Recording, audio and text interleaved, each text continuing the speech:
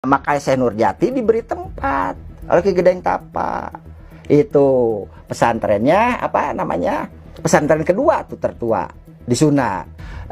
Jadi berguru agama Islamnya lanjut, lalu Pangeran Walangsungsang ini nikah dengan putri pendeta Buddha Ki Danuwarsi. Nyata Nyi Indang Gelis. Nah, Nyi Indang Gelis jadi mualaf.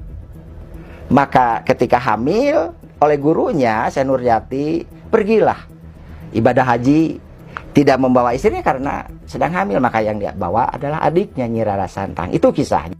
Setelah itu Rara Santang dan Pangeran Walangsungsang berhijrah untuk memperdalam pengetahuannya ke Timur Tengah. Di sana, Rara Santang kemudian dinikahi penguasa Mesir dan kemudian dikaruniai 2 orang anak. Dari pernikahan itulah lahir Syarif Hidayatullah dan adiknya yang bernama Syarif Nurullah.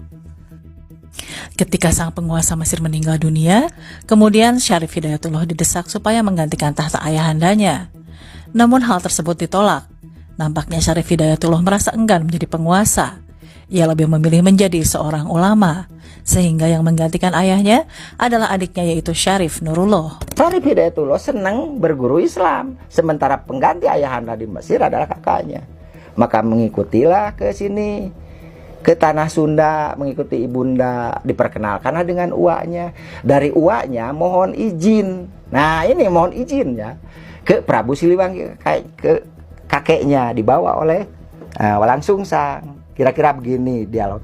Ya ama, ini adalah cucunda dari Nyi Rara Santang.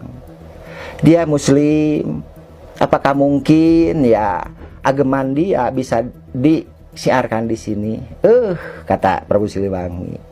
Bagja teman, silakan. Gitu, silakan. Agama itu di Tatar Sunda kan begitu, dapat izin, bukan dalam babat-babat mimpi itu diusir karena bertemu dengan hakikat Muhammad. Itu sesuatu naskah propaganda. Tapi dalam kronik yang saya baca itu seperti itu. Ya. Mendapat izin, cuma beliau berkata, cuma kami dewasa, jadi tidak akan mengikuti ajaran Islam karena kami sudah sebut aja lah memegang teguh agama ya kami gitu, leluhur itu.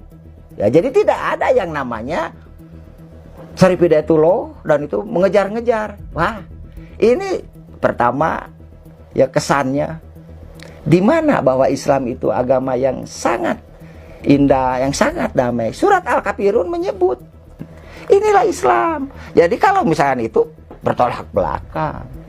Makanya Prabu Siliwangi ketika